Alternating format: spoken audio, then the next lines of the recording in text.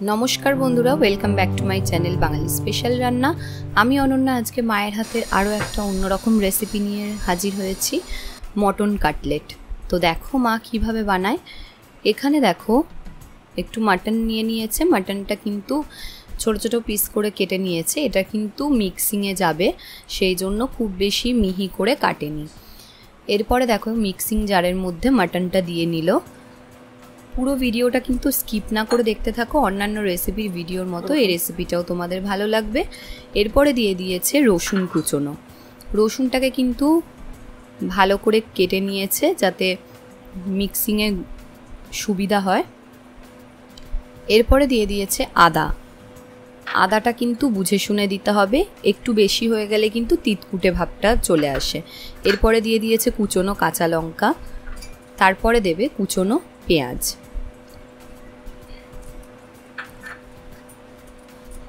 দিয়ে এটার একটা কিন্তু মিহি পেস্ট বানিয়ে নেবে। মটন কাটলেট খেতে কিন্তু খুব সুন্দর হয়, আর এই রেসিপিটা তোমরা বাড়িতে একবার ট্রাই করে দেখো। ভালো লাগলে আমাদেরকে কমেন্টে জানিও। এরপরে দেখো এই রকম ভাবে মিক্সিংয়ে মিক্সড করে নিয়েছে। আর কিন্তু বেশি ঘোরানোর দরকার নেই, কারণ অতিরিক্ত মিহি হয়ে গেলেও কিন্তু মুখে না পড়লে ভালো লাগবে না। তো একটা বোলের মধ্যে ঢেলে নিল।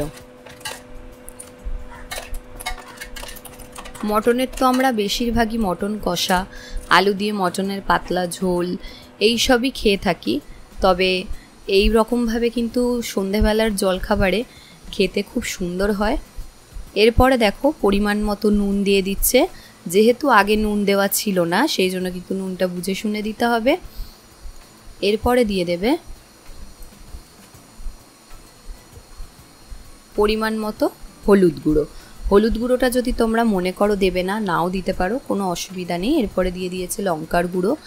ঝালটা বুঝে শুনে দিতে হবে, যেহেতু কুচনো কাঁচা লঙ্কা আগেই দেওয়া ছিল, তারপরে কিন্তু আবার শুকনো লঙ্কার গুঁড়ো দেওয়া হয়েছে, সেই জন্য ঝালটা বুঝে শুনে দিতে হবে। এরপরে দিয়েছে জিরের গুঁড়ো।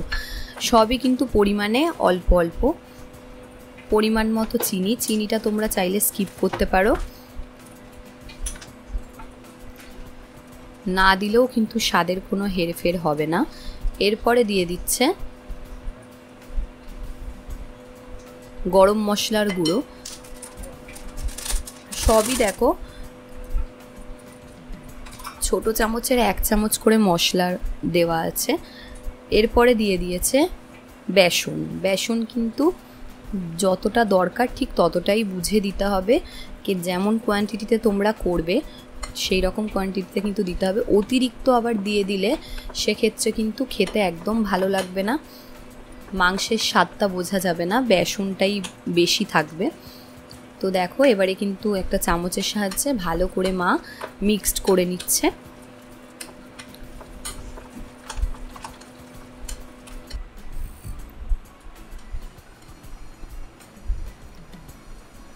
গরম গরম চায়ের সঙ্গে যদি এই ধরনের রেসিপি থাকে তাহলে কিন্তু পুরো সন্ধেটাই জমে ক্ষীর হয়ে যায়।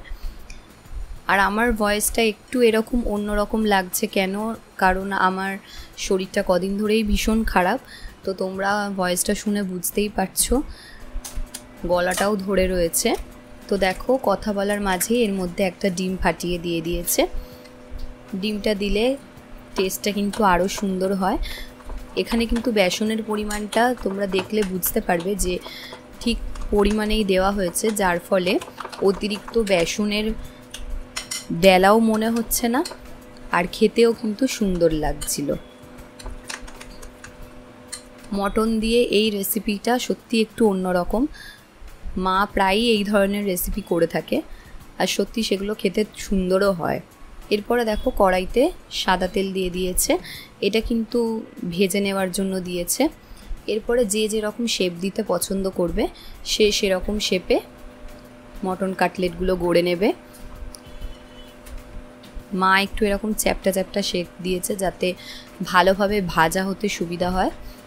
যেহেতু মটন একটু ভালো করে না ভাজলেও কিন্তু ভেতরে কাঁচা কাঁচা ভাবটা থাকবে, সেই জন্য তোমরা যারা আমাদের চ্যানেলে নতুন তারা কিন্তু অবশ্যই বাঙালি স্পেশাল রান্না চ্যানেলটিকে সাবস্ক্রাইব করতে ভুলো না, আর পাশে থাকা বেল আইকনটিতে কিন্তু অবশ্যই ক্লিক করে দিও নতুন নতুন মজাদার রেসিপির ভিডিও সবার আগে পাওয়ার জন্য।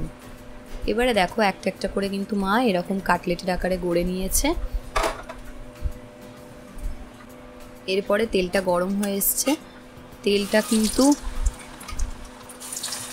গরম হওয়ার পরে মটন কাটলেটগুলো ছেড়েছে, নইলে কিন্তু নিচে আবার লেগে লেগে যাবে।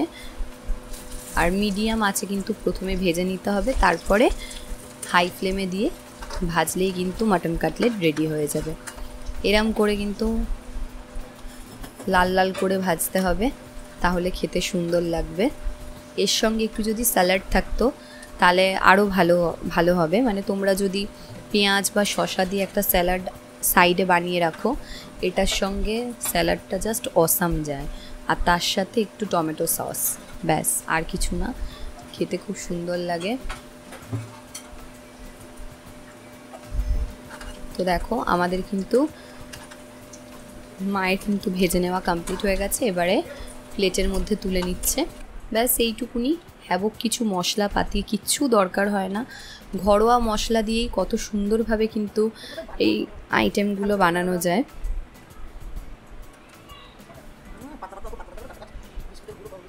এইটা কিন্তু চিকেন দিয়েও তোমরা করতে পারো, চিকেনের একটা রেসিপিতেও কিন্তু আমাদের দেওয়া আছে, চাইলে তোমরা দেখে নিতে পারো। তোমাদের যদি কোনো রেসিপি আমাদের চ্যানেল থেকে জানার থাকে তাহলে কিন্তু অবশ্যই আমাদের চ্যানেলে কমেন্ট করে জানিও যে তোমরা কী ধরনের রেসিপি দেখতে চাইছো। আমরা চেষ্টা করব সেই ধরনের রেসিপি তোমাদের সঙ্গে শেয়ার করার। তোমাদের কমেন্ট কিন্তু আমাদের চ্যানেলের জন্য খুবই দরকারি একটা জিনিস, কমেন্ট করতে প্লিজ প্লিজ কেউ তোমরা ভুলো না।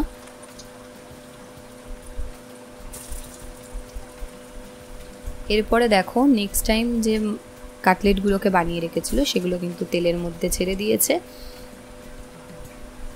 এখানে কিন্তু অতিরিক্ত যে তেল দিয়েছে তা নয়, অল্প তেলেই কিন্তু কম আছে ভাজা হয়ে যাচ্ছে, যাতে ভেতরেরগুলো কাঁচা কাঁচা না থাকে।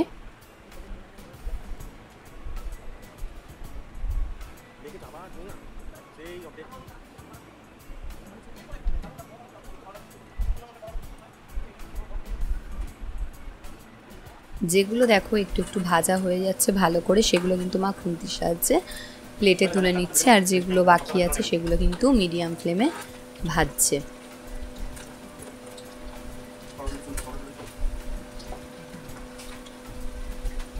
আমরা তো ওখানে দাঁড়িয়েছিলাম, মা ভাজতে ভাজতে আমাদের 2-3টে করে খাওয়া হয়ে গেছিলো, কারণ এগুলো না গরম গরম খেতে বেশি ভালো লাগে, ঠান্ডা হয়ে গেলে আবার যেন কেমন একটা লাগে খেতে। তো গরম গরমই ভাজতে ভাজতেই আমাদের খাওয়া হয়ে যাচ্ছিলো, এত সুন্দর টেস্ট হয়েছিল।